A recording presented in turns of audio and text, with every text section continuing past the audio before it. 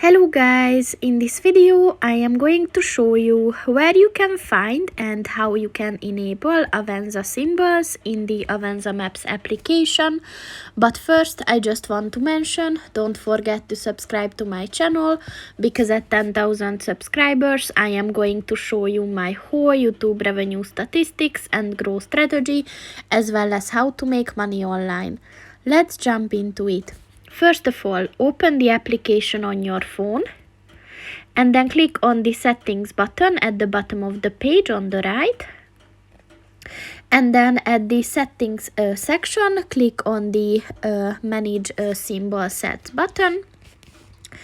And as you can see, at the top of the page, you will find the Avenza symbols button. So just click on that.